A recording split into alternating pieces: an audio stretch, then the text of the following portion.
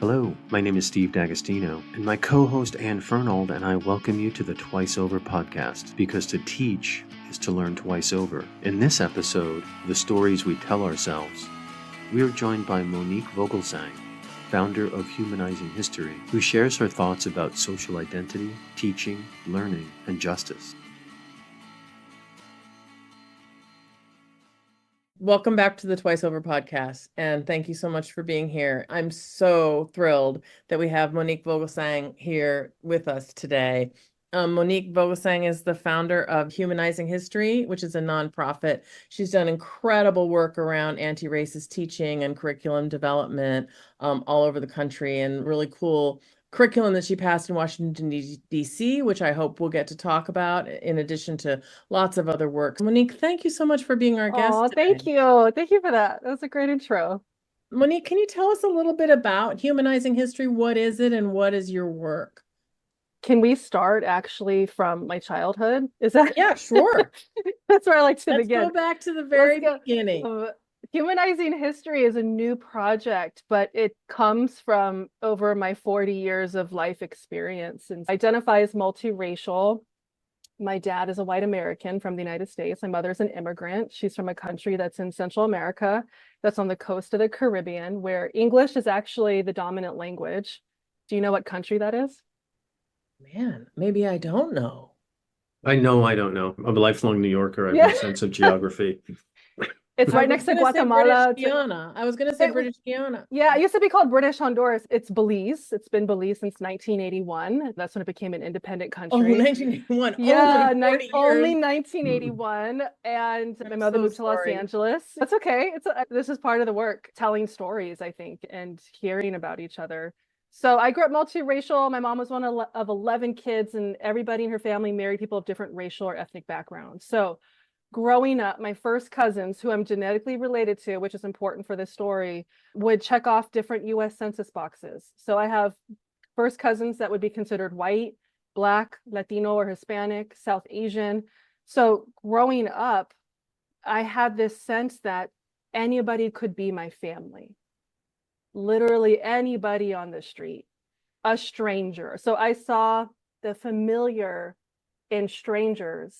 Yes. And I became extremely curious from a really young age. And I can give you the resume after this, but the story of Humanizing History and why and how we see ourselves in each other is really the root of everything that I do. So many of my students who are white, and I've got a pretty multiracial classroom right now, have trouble imagining, because if you come from an all-white family, most of the people in your family have the same skin tone. But when you come from a multiracial family or a family that's comprised of people of color, you're more accustomed to thinking, just because your skin isn't the same color as mine, I can see that you look like me. I can see that you could be related to me. And so just knowing that from before you had words for it or before you recognized that was an unusual family must have been, I can see how formative that. Yeah, I didn't recognize it until I left my home and started going to school.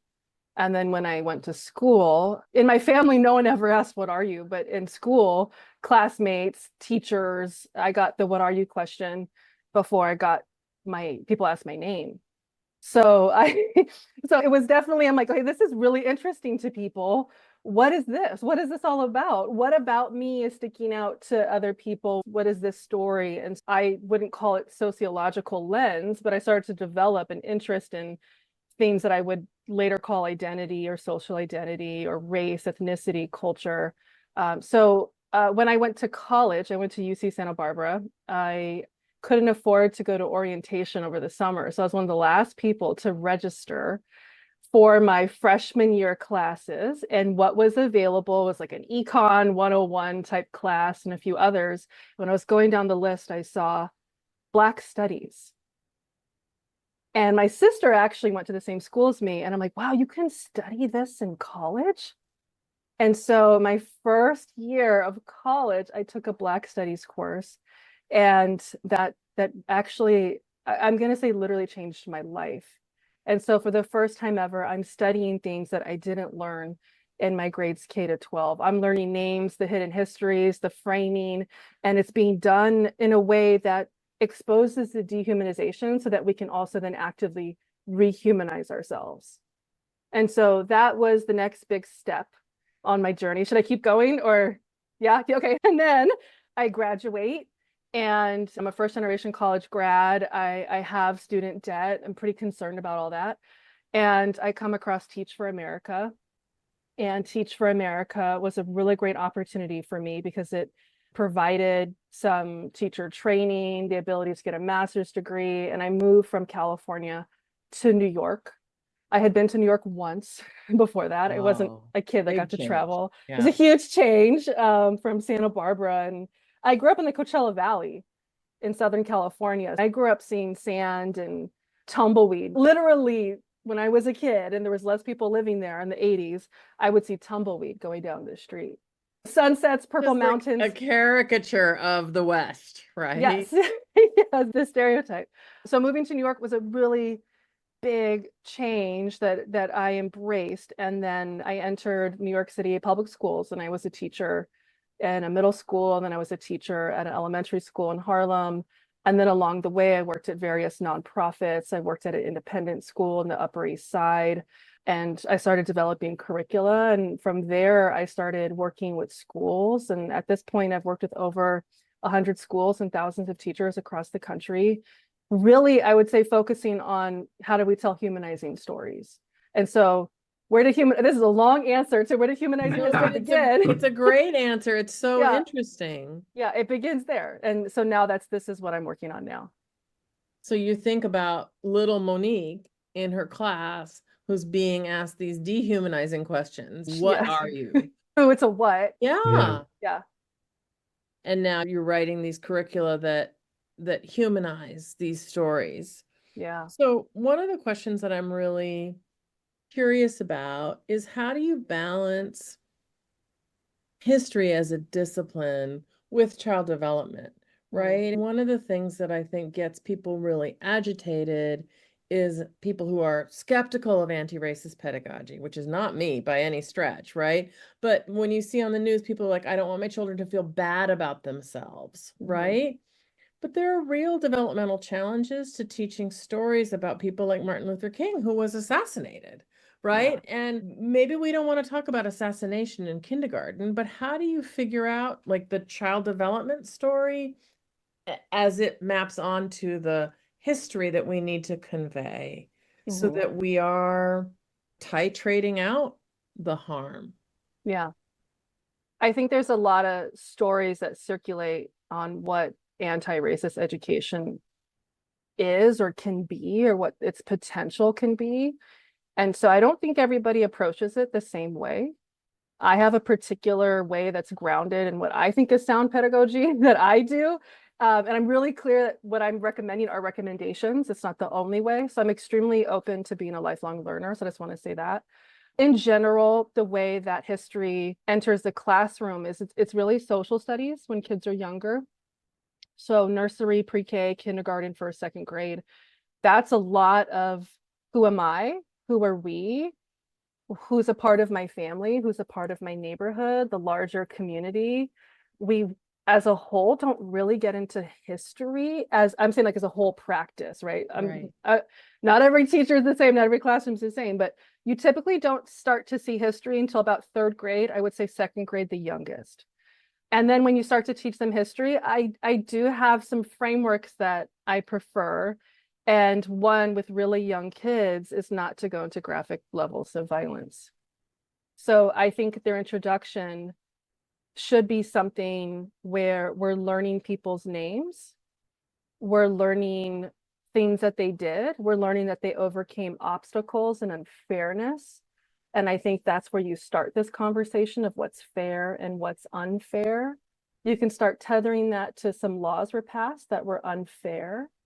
People worked together. There were multiracial alliances. There were a lot of Black Americans that we can name and other people who worked to literally expand what we consider democracy in this country, to learn their names and to, I don't think you sugarcoat it, but I think everything should be rooted in facts with driving questions And I could really take 30 minutes to answer this question. I could take 10 hours to answer this question. I grew up in Seattle, and I was in the second class to be voluntarily bused in Seattle. And Seattle was really, at the time in the 70s, really doing a very intentional and good job of trying anti-racist education, or whatever they would have called it, desegregation, we would have called it then. And what I remember from being in the early years of elementary school is that every year in music class, we watched the same movie. And I looked forward to it every year. You could say this is terrible because kindergarten, first and second grade, you're watching the same movie, but I loved it. And we would make little What movie was it? finger pianos. We'd make those little finger pianos, and we would watch a documentary about Ghana, Mali, and Songhai and the drums of West Africa and talking drums.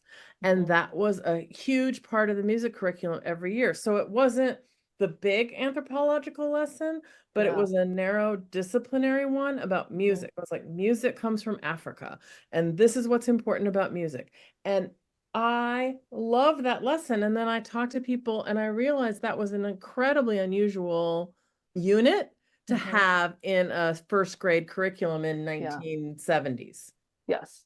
Yeah, the longest part of human history is in Africa, and people continue to live in Africa, obviously, and it's the home of the greatest genetic diversity and linguistic diversity on the planet. And yet, for a lot of kids, when the first time they ever learn about Africa in the United States is through the lens of slavery.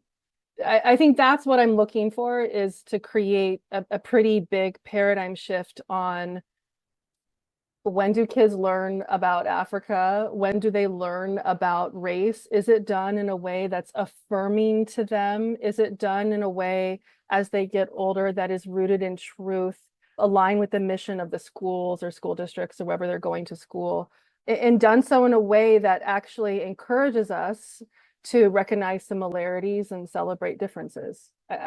To me, to go back to that little girl, like, this is what I grew up with, and I think it's possible. To others, they may think this is extremely idealistic.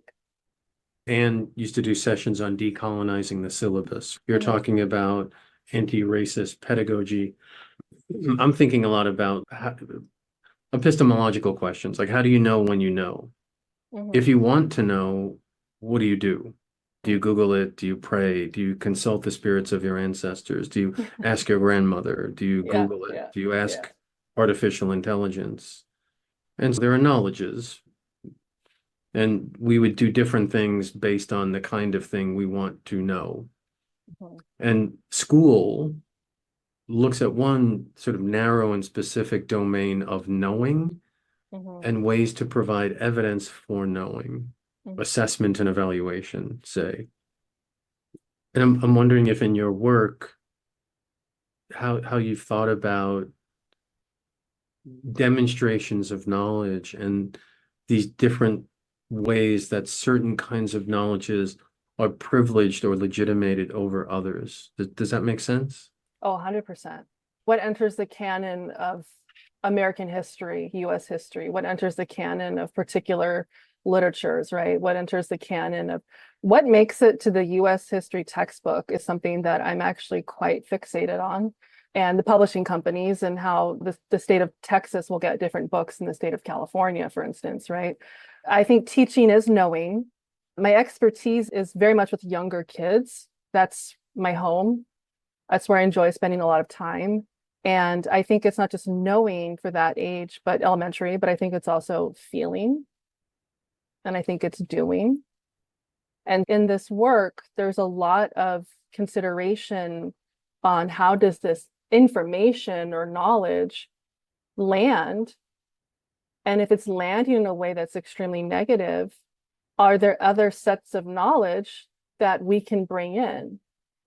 And circling back to what I said earlier, because I don't think I completely finished my thought. I think starting with something like The Human Story Begins in Africa is a great paradigm shift for children to realize that the whole system of slavery is actually quite absurd.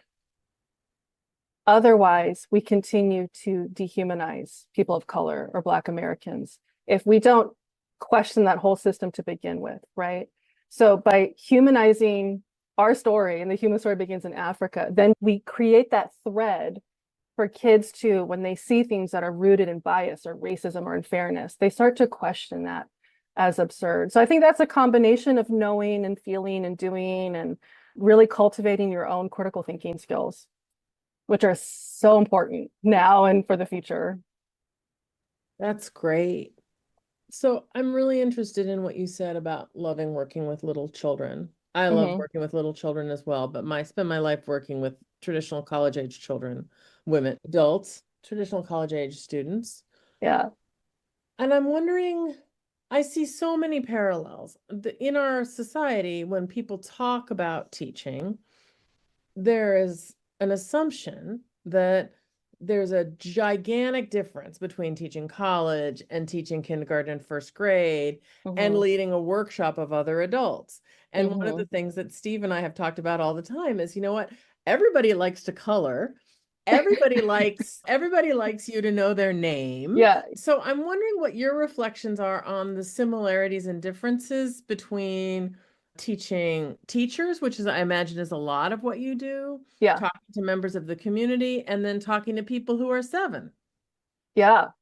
I wonder if that's changing now in the post-COVID world. I've heard a lot of changes in education in the post-COVID world, but of there being big differences that people notice. They might be noticing a lot of similarities right now too, right? When our physiological needs aren't being met, we have similar reactions, right? Children and adults. I think good teaching is good teaching. And there's content, and then there's the culture and community that you create in a classroom. And I think by training elementary school teachers are very focused on all of that, obviously. And I think it would behoove us to all be concentrated on that there's content we're trying to deliver, to use Stephen's words, knowing and knowledge and information. But then again, what are my students seeing, hearing, feeling? I think is an important consideration. And I think that's what allows me to be really successful when I work with adults, is because I don't have a hierarchy around learning and around the age that I'm working with. And I think every individual is an individual. And we all want the same thing at the end of the day, which is, our brains are wired for social connection and social protection. And if we're not feeling social connection, then we're not learning. And that goes for a 5-year-old or an 85-year-old. We want to feel connected, and then our brains will allow us to actually learn and process. My wife is a kindergarten teacher, and we talk about teaching all the time. And it's really informative what she does with 5-year-olds that, to me, seems like the essential form of teaching. It's like learning how to learn. What's a good question? She spends a lot of time at the beginning of the year talking about the difference between a question or a comment. And then students will present, and someone will raise their hand and say, I have a question and a comment. So it's like teaching from no prior knowledge. I think that's really important, to not make assumptions about people's prior lives and experiences. Yeah. You should know this. Why don't they know this? Yeah. That kind of thinking. The other thing I would say too would be the value of play, of imaginative play. And I think I would make the argument that's what college students are doing. They're engaged in imaginative play. So when I'm in Professor Fernald's Virginia Woolf class, I am inhabiting the role of scholar. Yes. Yeah. She is modeling what a scholar, like, what does a person like the professor do? What does she see when she looks at the world? How does she choose to express that? And then I'm going to inhabit that role to the best of my ability. We don't really understand that's what they're asking them to do. But I think maybe if we did, that would like lower the stakes. Try this on, right? Inhabit this role and see how that feels for you. Because I think that builds empathy, perspective taking, which I think is really important. And I think it's just, we have to accept that sometimes it's just good to know. It doesn't have to have any utility other than that. Yeah. And I think that's what's so exciting when Bettina comes home and talks about her day how excited they were to learn this thing. Mm-hmm. And they just take such joy in Yeah. demystifying their surroundings, which they're all like Frosty the Snowman, right? They just Mhm. woke up and they're here. I get emotional when I think about kindergarten classrooms. You know, I'm lucky enough to be able to still participate in them somehow, sometimes. But I think for a lot of people who haven't been in kindergarten for like 50 years, they forget that magic. But people who teach younger kids conjure up magic every day. It's sensational to see that, to watch that. They teach kids how to read. They teach kids how to be a part of a community, what Yeah. numbers are, right? Who are you? They ask extremely big questions. Can you talk a little bit more personally about how that affects your work, the clients that you take on, the districts you're invited to, and what the conversations are like when there's a pressure against the project? Yeah, it's a great question. I find myself drinking water and adjusting my hair as you ask me that question. I'll start with the more obvious part, which is in my work, I actually don't bring in partisan speak, and that's extremely intentional. One, the framers, when framing the United States, really encouraged that this country not do bipartisan politics because they can be so polarizing. So I actually don't bring in that language when I do this work. And I can keep talking about reasons why. I'll say one example, a lot of policies that we would consider racist, for instance, were passed by Democrats and Republicans, right?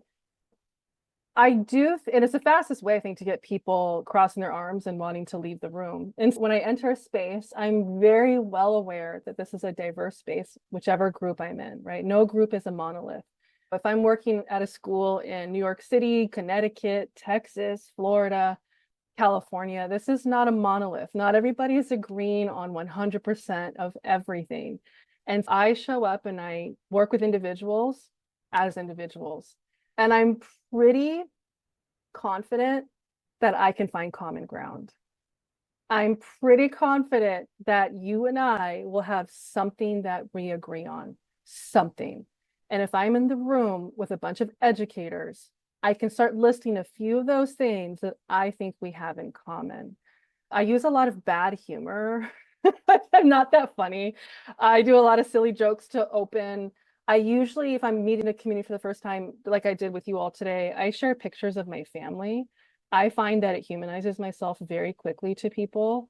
I think storytelling, modeling a little bit about who I am and what matters to me helps create those bridges between me and somebody that's in a chair that I haven't talked to yet. And if I'm at a smaller table, I like for everybody to share so that we can all get a sense of who's in the room. I think that's really important. I don't think the work I do is partisan. I think the work I do is communal and extremely humanizing. And so everything's rooted in facts, like I said earlier, driving questions. And it's really for kids to support their critical thinking skills. I don't expect everyone to, we'll have something in common, but like I said, we're not going to agree on everything. That's great. That's really beautiful and seems right to me. And I spend a lot of time not being partisan in my classroom, but also talking about compassion and empathy, right? And things that I think if we're in the shared project of being in a room together to learn, yeah, we have to care about these things. Historically, the work has been done by people. I know people work in the government, but I think it would be a shame if we said things like patriotism and democracy belong to one partisan group. I think it'd be a shame. The same way, even if when it gets challenging, I'm not going to lie and say this is easy for me to hold on to these ideas, but the same way, no group is a monolith, right? If I'm going to say that there's diversity in what we call a Black community, there's going to be diversity in what we call a white community. There's going to be diversity in what we say are Republicans or Democrats. There's going to be diversity in the state of Texas, right? And so when people see those electoral maps, there's this tendency to write off an entire state. But I've worked in many of these states, and I will tell you, I've had really wonderful and challenging experiences in all of these states.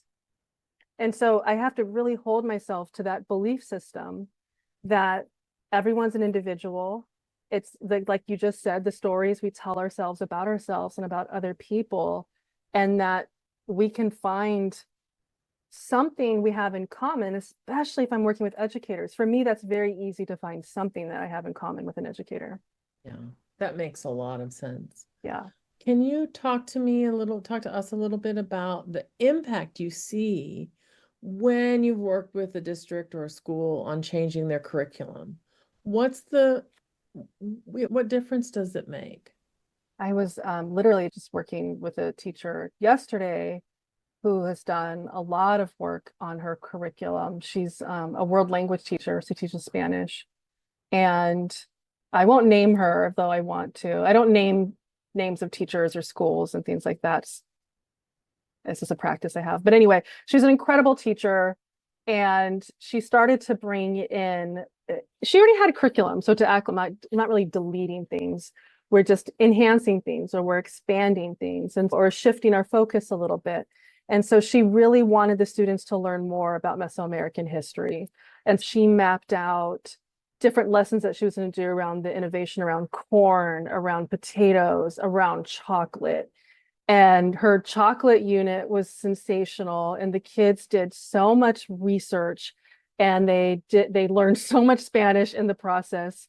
And she actually brought in cacao and a mortar for them to, I forgot the actual word for it in Spanish, where they grind the actual cacao beans and they created chocolate.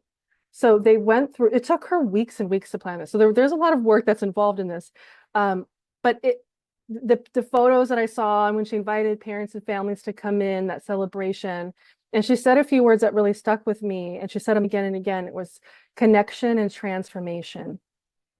And that unit in particular had so much connection for the kids, that for kids that didn't identify as Latino or Latina or Mexican or whatever, they made intercultural connection. And for kids that do identify like that, they made deeper connection and transformation. And her just describing their use of hands and how now part of that story is a part of them and their experience. I think that's the transformation. It's Yeah. so beautiful. And it's so funny because my older daughter went to a bilingual Spanish and English pre-K and kindergarten. And I remember so clearly that episode of Dora where she was teaching people how to make chocolate. Say mate, chocolate, mate, chocolate. Yeah. And I remember talking about that with her and her correcting my Spanish. My Spanish pronunciation is much less good than hers because she was learning it at age 3. Yeah. But if I could add one more thing, I think Please. that's what makes this anti-racist, if we're going to use that language, is that when you look at the canon of what they'll call Latinx history, most textbooks include, there was a study by Johns Hopkins, 4 to 5 sentences of history. Wow. Under that umbrella. And so when you have erasure, just like massive erasure, and kids don't learn about it, and Native Americans aren't talked about in present tense, there's just so much that we're missing. And so she also, even though she teaches Spanish, got to highlight scientific innovation. The scientific innovation around the development of corn that's what our newsletter was this week in Humanizing History, the development of corn, how that took thousands of years of innovation. So I think that's what I mean by anti-racist, is that I don't want a human hierarchy of intelligence. I want us to recognize that all of us are capable of incredible technological, cultural innovation, and we just haven't learned vast majority of it. The last question we ask, and Monique, I could talk to you forever, so this is great. I would love that. Let's talk again. Let's talk again. I really appreciate your wisdom and your compassion. So thank you so much. The last question we always ask is really not a question, but an invitation for you to tell us about a teacher that mattered in your life. Wow. Okay. I'm going to do this without crying, but I might cry. Oh, because he passed away recently. Oh yeah, it's gonna be hard for me. His name was Dr. Reginald Daniel. He taught at UC Santa Barbara, and he was, I'm going to say, the pioneer, the premier voice of multiracial identity. And this is the power of representation. It was one of the first times I had an educator who identified as multiracial. Obviously, I saw myself in him, but the way he approached the world, I borrowed a lot from him. And earlier, I meant to quote him, and I didn't do that because I feel like I was talking fast and trying to get to my question. But every lecture he ended, to undergrads, that phrase, recognize similarities and celebrate differences. And so that comes from him. And it's something that has guided my over 20-year education journey. I think about him probably every day. Oh, that's so beautiful. Thank you. Wow. Yeah. Professor Reginald Daniel. Yes. Yes. What a great thing. Oh, that was beautiful. I love it. Thank you. Thank you Thank so you. much, Monique, for joining us today. Thank That you. was This went by so fast.